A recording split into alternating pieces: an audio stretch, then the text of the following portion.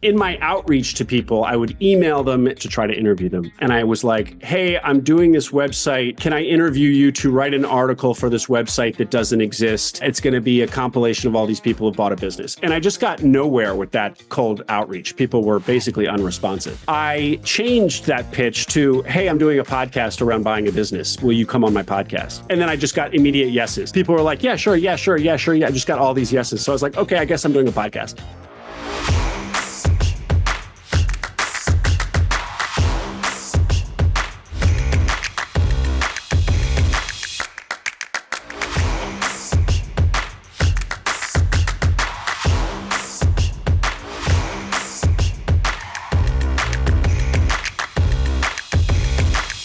Will Smith, we are live, sir.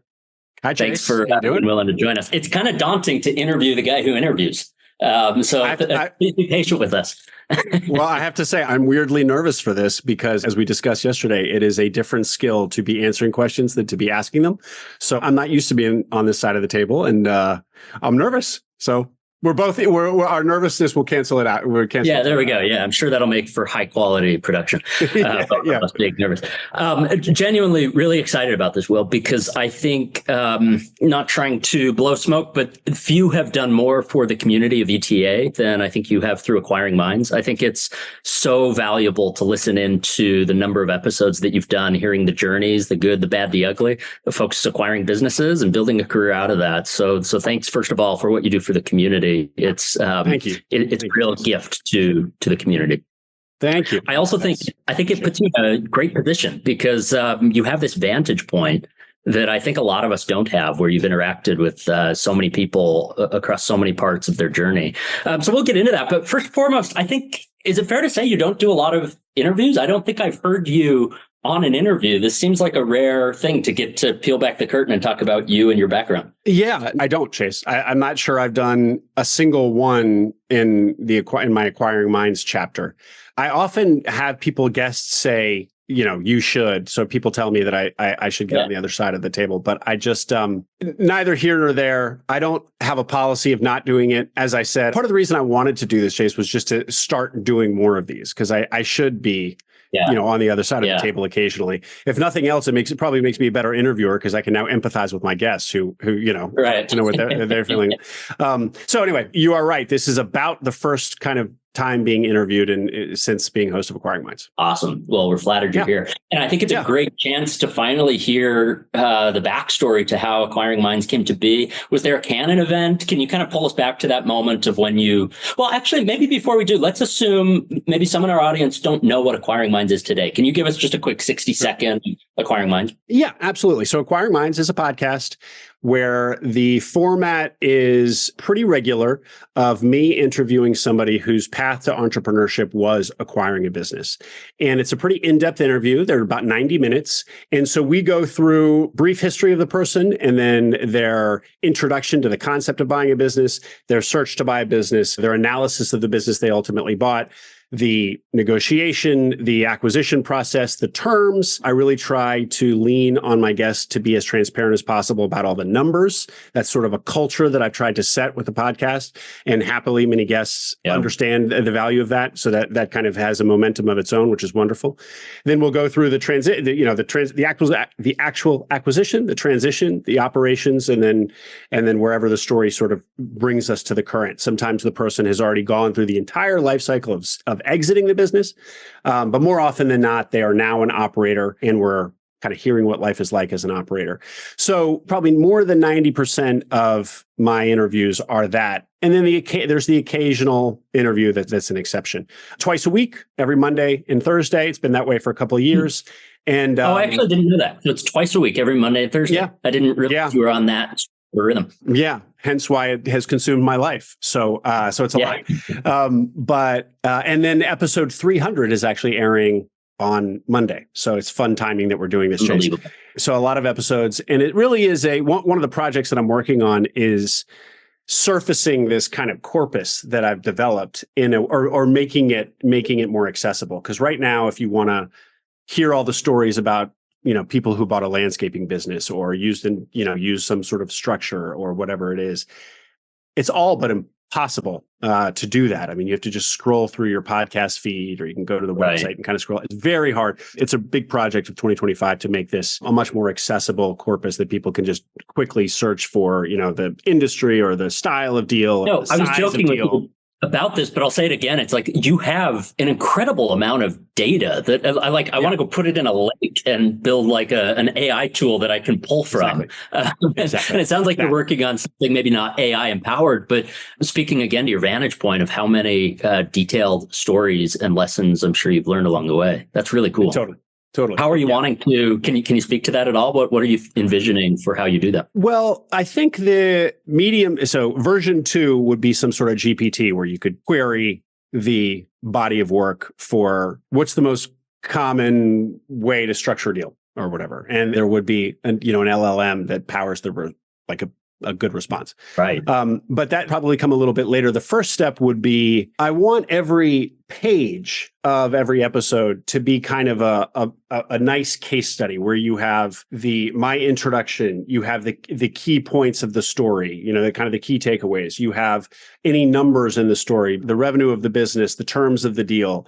You have a transcript, you have article, maybe 1,000-word article that tells the story for those who don't want to just consume this as audio. They want to read their way through Acquiring Minds. You have, a mini bio of the protagonist. So have this kind of nice expansive thing that really captures all the different details of the episode on the page.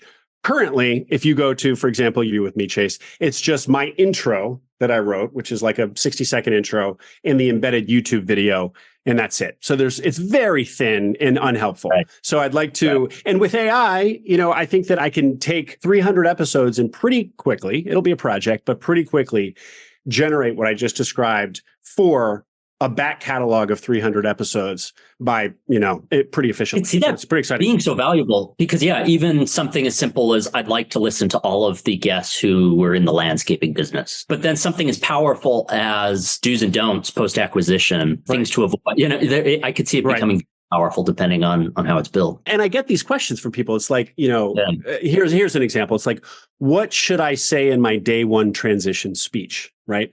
Now, I know I've covered that in a handful of episodes in some detail. Yeah. But frankly, at this point, I can't remember. I can't even remember which episodes to point my guest to, or the person asking me the question to. So something like that would be just AI is a beautiful use case for something like that. Once I've put all of this into a model, put all this content into a model. So. Well, a couple more questions about Snapshot today, and then I do want to go back and hear the canon event of how Acquiring Minds came to be. You have Smith List. You have Mind Capital. It seems like you're starting to build a little bit of a dynasty. Will, tell it, what's the master plan look like today? Well, no master plan, Chase, but there is this. There's two things. First of all, it's no surprise that in 2024, when you have an audience, building products for that audience is, a tried and true path or just an obvious thing to do. And so I didn't build Acquiring Minds to have an audience to launch products to, but the order was reversed. But having an audience, obviously, it does make sense to figure out a way to launch products or launch services to the audience. And I'll go into quick detail on what those two things are you just mentioned. But the other thing is, I adore doing Acquiring Minds. I'm really proud of it as a business. It's not, if we kind of apply the ETA lens to Acquiring Minds, this would be an unsaleable business because I am the business. We can have a discussion about whether or not I could bring on other hosts and how you could make the models less tied to my person. The moment it is very much tied to Will Smith. And so with all of this effort, I want to be building a business and I want to be building equity in something. In a podcast where you're the face of the podcast, you're not doing a good job of that. So I want to be launching other things that are businesses that could have equity value that is apart from my super close association with them. So the two first things there were, and I'm happy to give more detail, I'll just be real brief with what they are. Minds Capital, you mentioned. A fund. My two partners in Minds Capital, the other GPs, are Nicholas James, a former researcher and now independent sponsor, and Max Lummis, who is the founder and owner of LCS, which is a forensic accounting firm that does quality of earnings for a lot of deals in the search and sponsor space. There's a backstory there I can give if you're interested. And so we raised our first fund to invest in search and independent sponsor deals, which is obviously a natural play with the audience. And then Smith List, you and I had early conversations about this before I launched it. The idea of finding operators to run the business that you've acquired is something that comes up again and again and again. That's nothing new. But what I started getting a sense of is that there are people listening. I got kind of some inbound from people, conversations with people, that in the Acquiring Minds audience, there were people who were interested in buying a business and interested in small business, but maybe they weren't gonna buy a business right now, or maybe it's a later project, or maybe, they've kind of done 2 years of searching and haven't found that business. And so they're ready to go, they have to stop their search for whatever reason. And so there are these great candidates to be operators. And in fact, they would raise their hand saying, I'm not going to buy my own business right now. Do you know anybody who's looking for an operator? And so it was there's two sides of a marketplace in the Acquiring Minds audience. There's obviously the owners who are, there's a constant need for operators.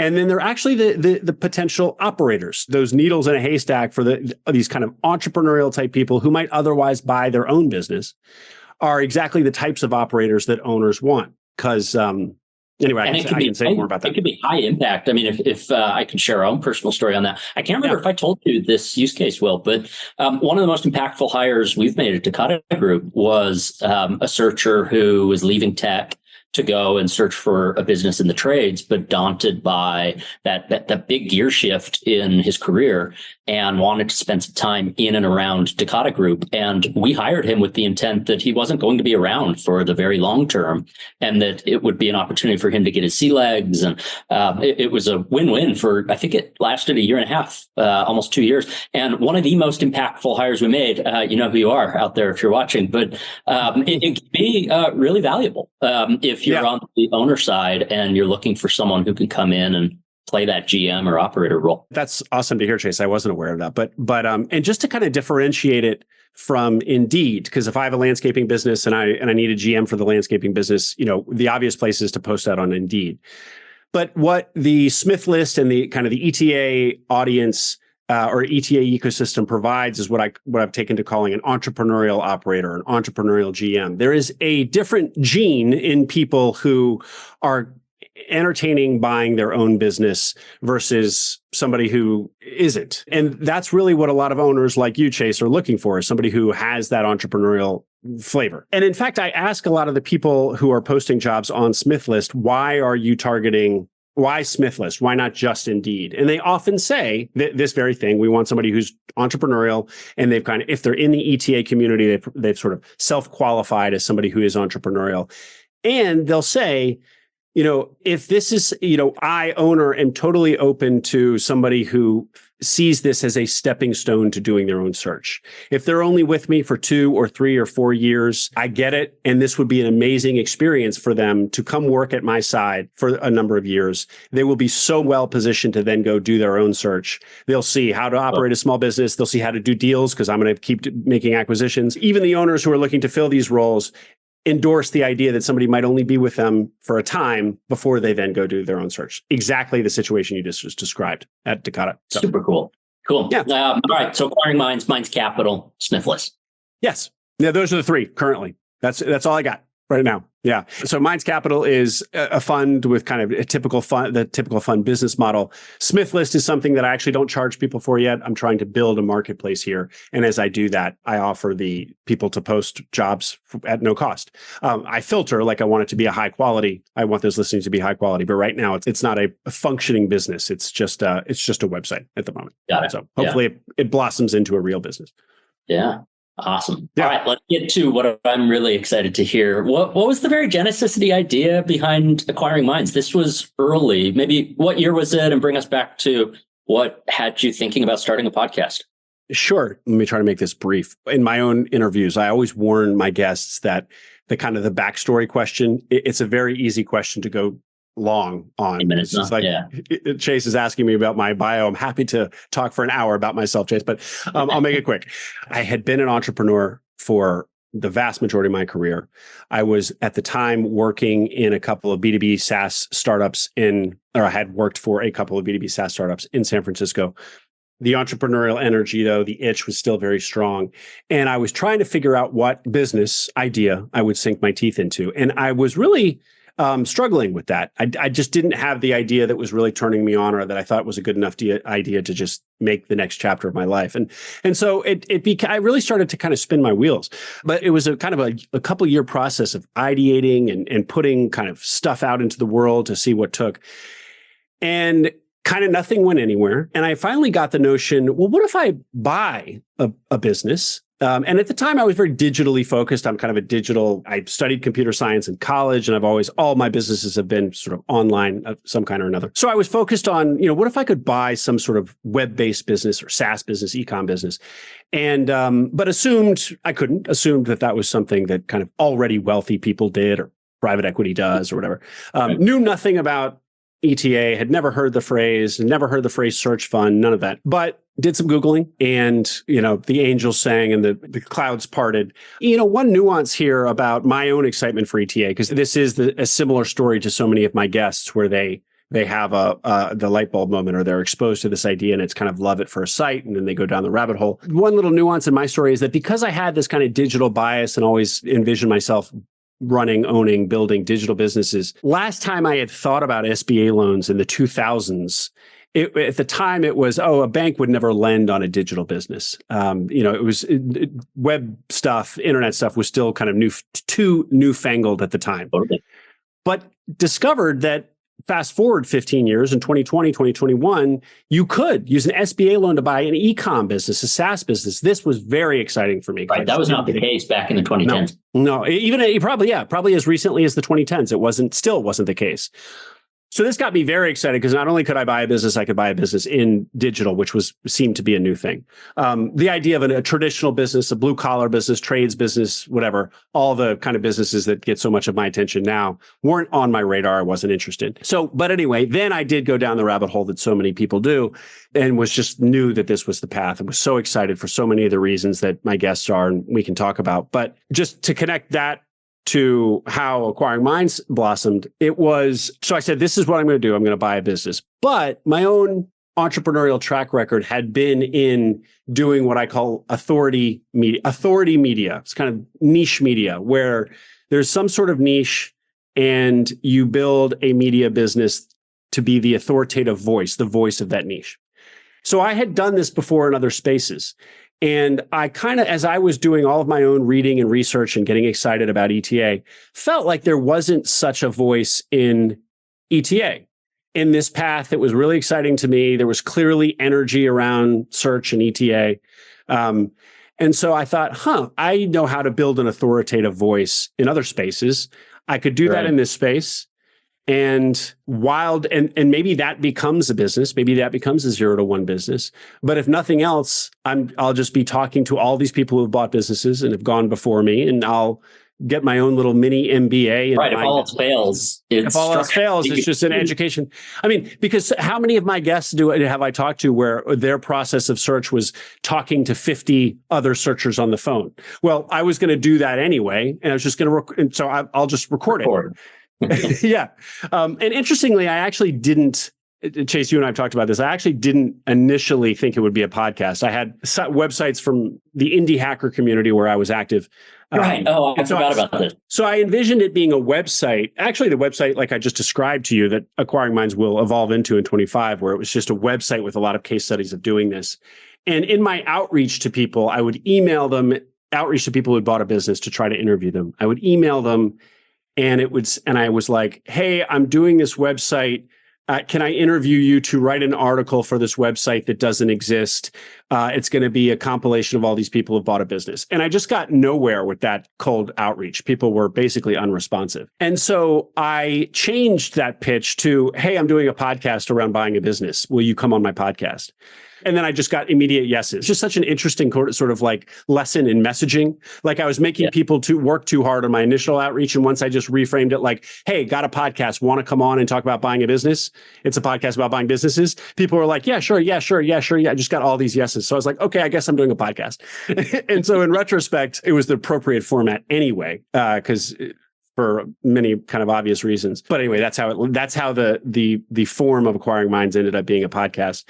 And that was fall 2021. Obviously, ETA has gone through this huge movement since. What was your outlook on the space at the time? It sounds like you weren't making a calculated bet on that. No, I wasn't, Chase. That's one of the funny things. As Nicholas, my partner, pointed out to me the other day. He was like, you've ridden two waves. You've ridden the growth of podcast and you've ridden the ETA wave. So it's nice when you can stack waves and be riding a kind of a double wave. I did have this framework, which was like, I like to learn, things and kind of study things. But it also, you got to be careful because you can kind of study something for 6 months. And I kind of had gone through this in my ideation phase where I would kind of spend a few months learning something and then it wouldn't really serve me, but I liked the process of learning and I felt like I was being productive.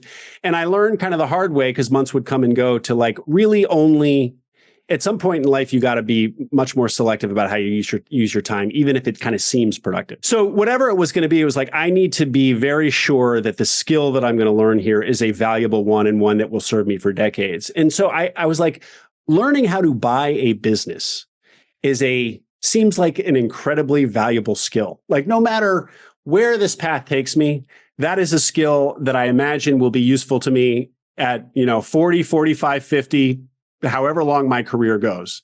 I mean, I see myself always being some sort of entrepreneur or in business in some way.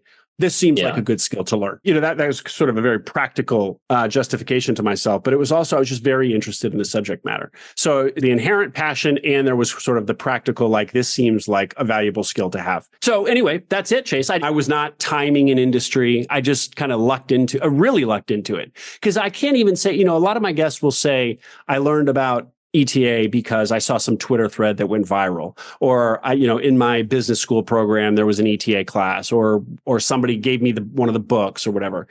This was me and my laptop in a vacuum, deciding on my own, maybe I should buy a business rather than spinning my wheels trying to come up with a concept to start a business. And then kind of thinking about how that, spending the next year or two of my life going deep on how to buy businesses could be valuable to me and serve me in my career. But totally unbeknownst to me, there was this industry and this momentum already. So lucky me. I wish I could say that I was, being super smart about it, but yeah. Oh, it feels so similar to our story of just like accidentally slipping and falling and finding ourselves in this space. So yeah, I love the story when someone's doing it for their own sake and the trend kind of comes to them. I think there's something powerful about that. Yeah, totally. I don't want to assume, but is it safe to assume, Will, that you're no longer searching to acquire a business? Yes. So, right. Was there a moment? I guess help us understand. There was. Clearly, you changed your North Star somewhere along the way.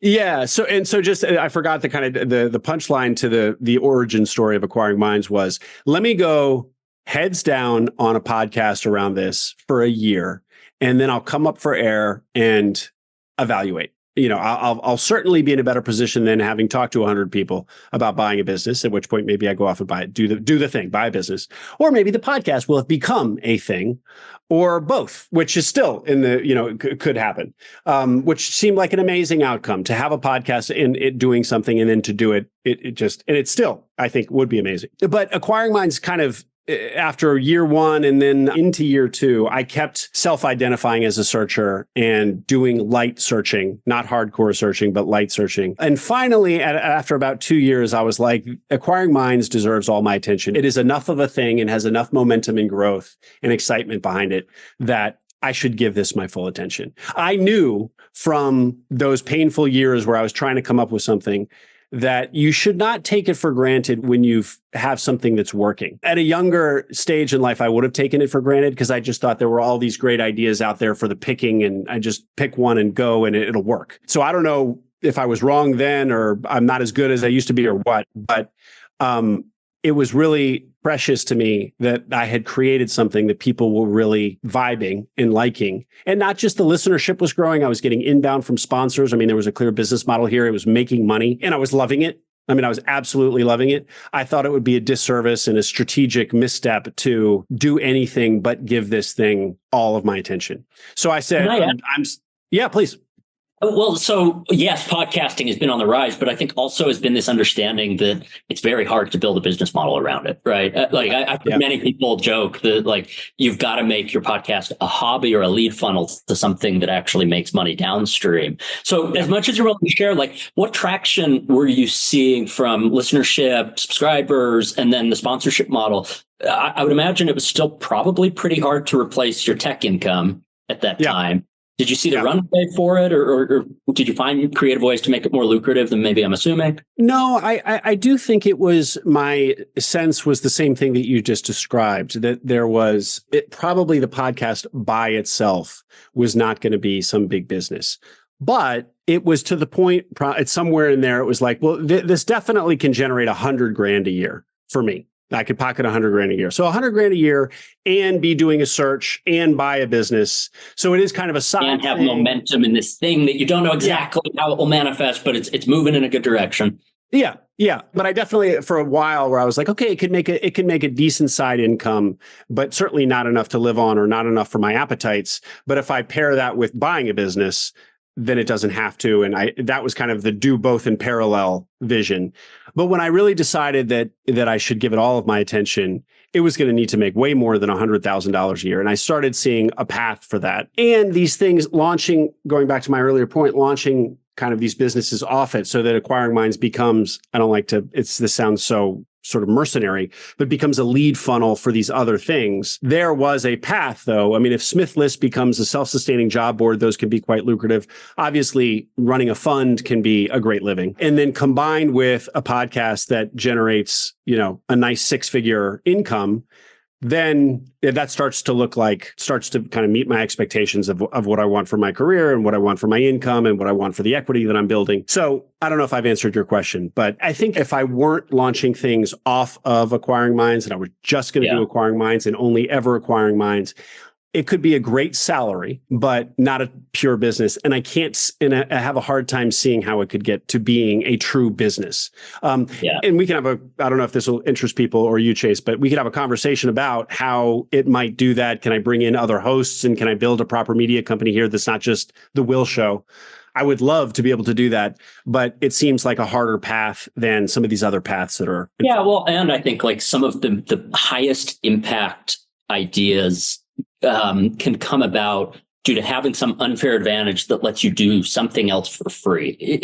So if you can go build this kind of, if a lot of your opportunity ends up being in Minds Capital and it's supported by being able to create something that is maybe not fully altruistic, but largely a give into the community, that's kind of what makes it so good. I think if someone had to go make a buck and was trying to go start a podcast in this space, I don't think it would be as high quality of a product as what one can make if it's not their main vehicle for making money off of it. It's interesting, Chase, because I think you could argue that both ways. I think part of the reason, to the extent that there's quality in Acquiring Minds, it's because I treated it like a business. I didn't treat it as, I think what a lot of people struggle with content is they have a thing and then they launch a podcast or something off of the thing to promote the thing. So it's basically content marketing.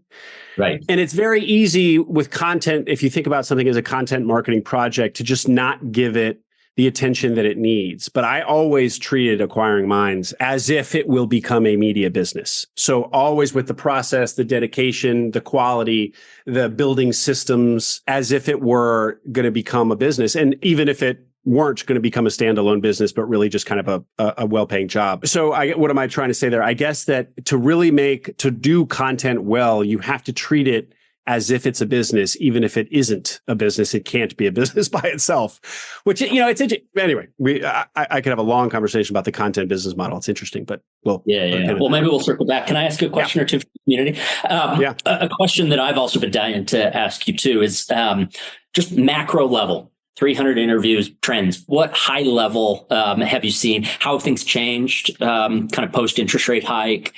Jump in wherever makes sense. But I think the general question is, across 300 interviews at a macro level, what are some trends that you've seen? Would love to chop that up with you. Well, I'd say trend, I think that I'll share a few trends. I don't think they're going to really surprise anybody. But we can double click on anything here, Chase. But obviously, you've already touched on one, that it's becoming more popular. And it's apparently become very popular. It's very difficult from where I sit to have a sense of how popular it's become, because I'm in it up to my eyeballs and always have been. So my world is ETA anyway. So right. I think you have to be kind of outside a world to appreciate how big or not it is. But people from outside tell me, man, this buying a business thing is really blown up. So you'll hear searchers complain that it's, because of its popularity, it's much more competitive. You'll hear anecdotally that, small businesses now get all these offers from searchers. You hear that, searchers are now have a reputation in the world among business brokers, for example, is not always good. Point being, though, this ecosystem of ETA and search is making its presence felt in all these different ways. Yeah, it's becoming known, and not just to itself, but to people at the periphery, like the business broker community. On the other hand, I'll actually say some counterpoints to like whether or not that really means things have gotten more competitive. I mean, it must be more competitive. Like if you take a business that would really appeal to a searcher in a major metropolitan area, that must get more offers today from searchers than it did 5 years ago. It must be. Well, actually, one key data point to that is on the interest rates. This is from a panel that I did with Lisa Forrest and Matt Dolsky a couple months ago. Question is, why haven't multiples come down when interest rates have gone up? So interest rates go up, and you'd think that would bring prices down. And it just hasn't happened. And their sense was because of the competition among searchers and business buyers, that the increased demand is the pace of the decrease. Yeah, exactly. It's buoying multiples that might have come down in this interest rate environment 5 or 10 years ago aren't, because demand is keeping them at a certain level.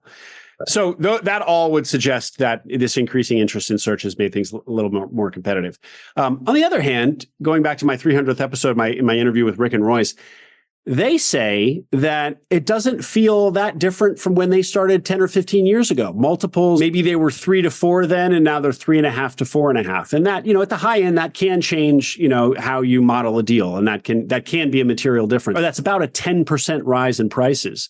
So if really this has just been, there's been this explosion in popularity, and they have this 15-year perch, and yet this explosion of popularity has resulted in some price appreciation or some increase in prices to get into search, they would argue that it's really not that different. The economics are pretty close to what they used to. Well, at the end of the day, the risk profile hasn't changed. You're still buying a subscale, high risk, low redundancy asset. And so at the end of the day, there is that anchor of it hasn't gotten less risky to go acquire a company. I was going to say a similar point, Chase. It's a great point, where there are dynamics in this market that keep things kind of within that band of multiples. Because if multiples are never going to go too low, because why would an owner sell for 2x? They may as well just stay so there's kind of a natural floor of what multiples won't go below. And then the ceiling, there's kind of a natural ceiling, because if prices get too high, first of all, these businesses are just not high quality enough to command crazy multiples.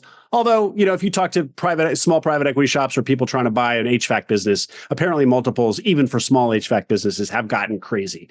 But I think that's a total outlier. Into something that's larger and therefore lower risk and higher value. Exactly. So they can justify those higher multiples. But if you're not a PE person where you have all these economies of scale that you can just put a bolt on right onto, and you're just a searcher and you're going to buy an independent business that's not in one of these white hot industries, the economics of using an SBA loan are also just going to keep multiples at a certain point. I mean, your coverage ratio needs to be at a certain threshold. The banks basically agree. So there's also a bit of a natural ceiling there. And I'd say that this, to quit your job and buy a business and do this thing, it just takes so much commitment to this path and risk appetite and getting your partner on board and stuff, that they're just natural friction to this truly becoming truly mainstream. Unlike real estate, where anybody who's with their W-2 can go buy a condo and rent it out on the side. So you can see these bubbles form, asset bubbles in real estate, for example, form very, very quickly. Don't see that happening here. The friction inherent to search is just too high that really thousands and thousands and thousands of people. I've never thought about it that way, but it makes so much sense. There's all the external factors that are kind of keeping the market not immune from a bubble, but less likely to find itself off the rails. And the SBA, as you mentioned, is probably a significant reason why a lot of ETA wouldn't exist the way it does without this government program that guarantees some of the risk for lenders to be able to step in and lend to this asset class that's so risky. Totally, we're very fortunate. Or in the ceiling. Where you say that again, Chase? Well, just to finish that thought, it's and echoing what you said, you're right. It's there's an established floor. Why would a seller ever exit for less than 2x? And there's a natural ceiling because of all those other external factors. Never thought about it that way. Yeah. So there you go. I want to double click on the rise of ETA. Why? Sure.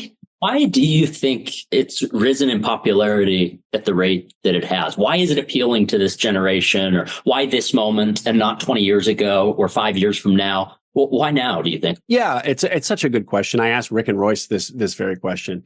And my theories are that there are kind of stacking a few influences. I think that tech has a big role to play here in that tech was super hot and super sexy from 2005 probably, or maybe a little later than that, 2008, 9, all the way up through kind of the 15 in early late teens. And then, there was at the time they called it the techlash. There's been this backlash against tech for a variety of reasons. Of course, as consumers, we're all living on our phones and we all recognize that that's unhealthy. And the excesses of the industry itself, whatever. We know kind of that narrative.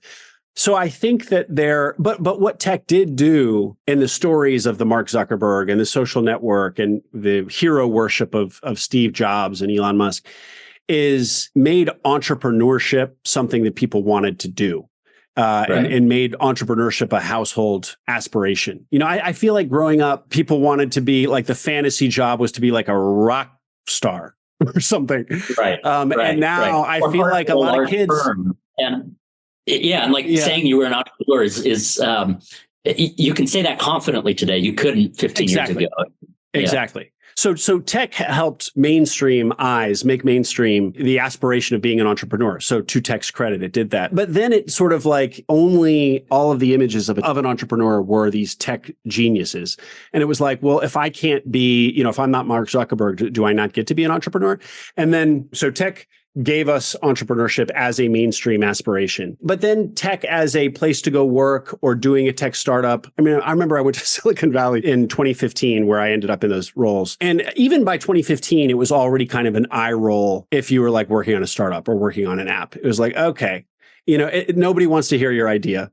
And so it's like everything has a life cycle. It was like the life cycle of being some tech entrepreneur, and then phrases like tech bro came around. So anyway, it became less appealing to be some tech entrepreneur. It became so mainstream and so like, whatever. It became almost eye-rolly to certain people. But it had whet our appetites for entrepreneurship. So I think there was the people who want to, the idea of entrepreneurship was in the air. And so it was fertile for some other models of entrepreneurship to appear and to appeal to people. And so that, and then again, tech's role here, I think that part of the resistance to tech or the fatigue of tech has led people to turn their attention just to traditional small business and blue collar kind of work. So that's a trend that we know is happening irrespective of ETA. That, there was the piece was at the Journal, the New York Times in the last month about how this generation of millionaires are the HVAC owners and the plumbers sort of thing. Yeah, like the plumber is the millionaire or something. Yeah. So there's this rise in this rediscovery of the trades as a great way to make a living, as an honorable way to make a living. Then COVID happened where we all realized we couldn't do anything except click our keyboards. And so there was also like newfound respect for just like getting your hands dirty and being able to build something. So I guess long-winded answer, I guess the two big things would be people were hungry for a different path of entrepreneurship than tech because they liked the idea of being entrepreneurs, but they didn't see themselves as Mark Zuckerberg. And there was this newfound interest in traditional small business. And so you merge those together and you have ETA. Agreed. And I've had so many conversations with people who have exited tech post-hype cycle. If AI is kind of changing it once again, but post-hype cycle, post-bubble bursting recently, where RSUs didn't amount to as much as they thought. And their stock option package that had them pushing through those hard moments never amounted to the amount that they expected it to be. And then, you have a much more charitable view of it. I also think generationally, like we all want to be CEO tomorrow in my generation. It's like you want to graduate school and be top dog day one. And you don't want to go work your way up the chain to become a partner at a firm and spend 20 years building your career. It's opportunistically what's available to me now. How can I go chart out my own course? And I disagree with you. I think it's so many external factors that created this storm. Yeah. And that's an interesting point about the impatience of our generation, because ETA fundamentally is a shortcut. Maybe not the most flattering label to apply to it, but let's be clear. But just the last thing, Chase, is then you have voices like mine and this ecosystem of media who are just now perpetuating the ETA message even further. So it just kind of developed a life of its own. So that's also part of why it's in both tasteful and informative ways, as well as ways that really lean into the shortcut and maybe less tasteful ways of underplaying the risk and the downsides. But we can get into that in a minute if we have time. I do want to ask a question from Alex. He says, as search becomes more popular, are you seeing, from your vantage point, more 0 to 1 building in some of these unsexy and blue collar trades? So maybe looking at what once made sense acquiring, and now, either due to interest rates or other things, competitive nature of deals, looking at maybe starting up. Are you seeing any trends there? I don't think I can say that I am, but it's not because it's not there. I know that I do see on Twitter, but have since I started acquiring mine, so I can't speak to a trajectory or growth and interest. I'll see on Twitter there are kind of influencers who are telling you how to start 0 to 1, a blue collar business, a window washing business, or a maid, a home cleaning business. So there are kind of influencers now who are teaching people how to do 0 to 1 blue collar style SMBs, traditional SMBs. But I'm not sure that is in reaction to ETA or because search is crowded out the ability to buy a home cleaning business. I'll have to start one. I just think it happens to be, going back to my other trend about just an openness to non-tech startups, to traditional business startups. I think that might have happened whether or not ETA was in the picture. Agreed. Yeah. The only thing I would add is now that money isn't free anymore, it potentially more affordable to go build than it is to go buy. And so that calculus changes as interest rates have gone up. I agree with you. Question from Adam. And same question here. Any interviews that really kind of struck you in sharing wisdom, things that kind of stood out of, every acquirer should go listen to that, or any favorite interviews, and tell us a little bit about each one as they come to mind. Yeah. And you don't have to mention mine, Will. I think that's, don't feel obligated. I prepare for this question because it's good that we're doing this, Chase, because I have been asked this question in person and never had an answer. So this is prompting me to kind of come up with an answer. And it's not even a good answer because I don't have a favorite. And I only went back through the previous 100 episodes, so about a year's worth of content. And Chase, you were before that, so that's why you're not on this list. So I'll rattle off 5 or 8 that I liked and why I liked them, and I'll try to go quick here. Jeff Homer, episode 250. Jeff, private equity guy, he bought a small music school, kind of as a side project. Love this one. It's so crazy. It's kind of as a side project, small business, low SDE. But he'd played piano growing up, so he kind of it was good business buyer fit. He understood the profile, he understood the value of music education. But he gets in there and he flips a few levers and does a few improvements, and he materially and quickly adds value to this little business. Anyway, long story short, he proceeds to go all in and roll up, I think it was like 40. I can't remember the exact number, but a very high number in a very short amount of time of music schools throughout the country. He does a music school roll up.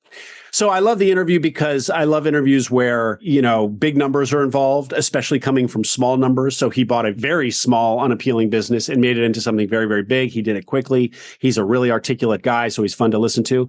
And I love the interviews with unusual businesses, which, Yeah, and he did such a good job articulating why it's a great roll up. And I think if it were a larger market, it would stand to be, the next dental office roll up or the next because he articulated why it was such an advantaged space to go and roll up companies. I thought it was a great conversation.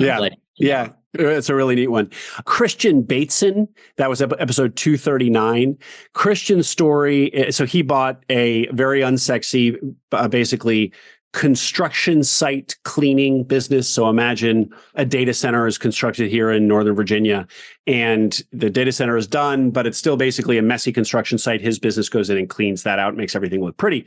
But Christian was miserable in finance. He was miserable in his job. He was miserable. It was bleeding into his personal life. He was drinking too much. I mean, just in a bad place, and had been for years. And anyway, long story short, discovers ETA, and it kind of turns his life around. So that alone would make it a great interview or a great kind of message. But he doesn't hold back. He's very passionate and uninhibited in his language about his path. So a really good one to listen to, Christian. And he's unapologetic now about just being very pro ETA. So he doesn't caveat everything like I do. He's just like, no, everybody should do this. It's amazing. I might be exaggerating a little bit, but he's like, this is such a great thing. Patrick Norris, episode 238. Patrick, short version is bought, built, and sold a garbage business, a garbage collection business. But Patrick was in the service, came out, started as a garbage man himself, as a trash guy on the back of a truck, works his way up to driving the truck, to managing the crews, and then on from there, he discovers ETA, buys a business, grows it, sells it, becomes a millionaire. Patrick's himself a blue collar guy doing a blue collar business, very humble, just a wonderful, really cool story in a dirty business like the canonical dirty business. Wonderful story, fun interview. Just I'll do 2 or 3 more here because I'm watching the time. Yeah. Maurice Thomas, episode 236. Maurice bought an electrical services business in Florida. What's great about Maurice is he did it at about age 61 or 62. So this is a guy that might have otherwise retired. So it just goes to show how this path of ETA has so much potential, to our shortcut point, that you can contemplate retiring at 62 or say to yourself, I got another 5 or 7 years in the tank, and start from a standstill, buy a business, grow it, and then hopefully, presumably wants to sell it, all before retiring, 5 or 7 years later. So it really great story from somebody of a different age. And then the last 2 I'll share are just Dan Tagliatella, episode 232. Dan had a brutal transition, bought a driveway sealing business, a very blue collar, very hard transition. But Dan just tells it. He's a really passionate guy. He doesn't mince words. So some of these, the interviews are fun just because the people are just great to listen to and fun guests to have. Dan's story was like that, but he emerged from a very hard transition with his business that now throws off quite a lot of cash. He's doing really well. He's bought a second business. Now he's talking about buying yet another. So very scrappy entrepreneurial story of a guy buying a difficult small business, making it through, and now living to tell the tale with the battle scars. And then finally, Tato Corcoran. Tato was super fun. She's kind of a creature. She was episode 228. She's kind of a creature of Silicon Valley, worked at, I think, Salesforce for like a decade. Anyway, COVID happens, reevaluates her life, ends up in Milwaukee, buys a business that is manufactures like fiberglass sinks for like vanities in a bathroom in a residence. But she, doesn't come from a finance background. She basically got into this via the Cody Sanchez funnel. She's, to my point about kind of fun guests, she's super colorful. Salty, at some point she's talking about how little she knows, which is part of why her story is so compelling, because she knew nothing, as she put it. She knew shit about fuck as she got into this. But hope no kids are listening. But anyway, just a lot of that kind of really just like honesty and how hard it was. She comes home for the first number of months and cries every day. So she doesn't mince words about how hard it was. But anyway, she's a really fun interview. For those people who don't come from a finance background, she came from a completely different universe, didn't know anything and made it work. So there's a bunch for you, Chase. Will, I want to tell you my favorite, but I can't remember his name. And the only reason I'm so comfortable putting you on the spot is because I think you'll remember who it is, because I remember you explaining you had to work hard to get him to say yes. I recall he was in the Pacific Northwest. Told a whole story of just him chewing glass his entire career from one thing to the next. I think he had a stint in Utah for a few years, and it was kind of like Io's story of drugs and prostitutes in one experience post acquisition. I want to say his name was Colin. Was it a business that he fit? What was do you remember what the business was, or was it a happy outcome or a bad outcome? Great outcome, thriving career today, but the way he got there was a lot of chewing glass. I'm not remembering that, Chase. I'll find it. I know I have it saved in my Spotify, and I've gone back and listened to it multiple times. I'll find it, and I'll drop it in the notes afterward. But I remember you mentioning he didn't respond to you and you made this full force effort to go get him to say yes. Why am I not? I'm sure when you say it, I'll be like, oh, that's why I'm for some reason, I'm just not connecting, but I'm sure I'll instantly be able to tell you everything about it if I could just know who we're talking about. So I'm sorry, that's not coming to me. No, you're good. Sorry to put you on the spot. Well, we're almost at time. I want to ask one short question, and then we'll start wrapping up. Have you ever had to not post an interview, like a conversation that just didn't feel right? Like you just listed some of the good. How do you manage? It seems like every episode has such high quality content. And I would imagine you're not just hitting 100%, or maybe sometimes guest issues or just things don't maybe connect. Is there an underbelly that you have to stay on top of in order to make sure the quality continues to be great? I'm trying to think if in the early days there was an episode or two there where I didn't publish. Probably not, because in the early days, I didn't have quite the audience. So my own standards for quality were lower because it was like nobody was listening anyway, right? Just ship it. Ship it.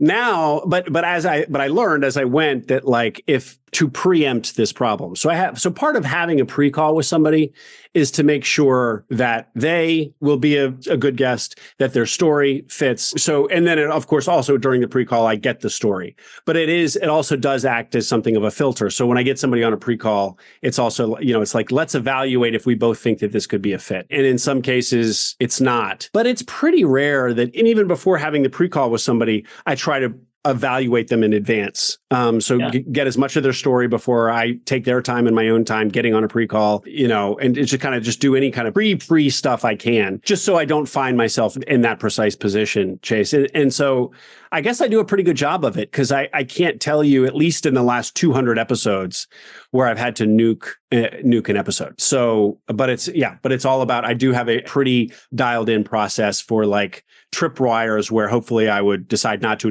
do an interview before I actually do the interview if I think it's not going to end. Like all things, if you do a good job upstream, it makes it harder. You don't have as many downstream challenges. So Exactly. Well, Will, we got through all the questions in the AMA. This was a fun conversation. Let's end with how can people find Acquiring Minds and anything the community can do to help support your efforts, any asks or any ways that we can support. Sure.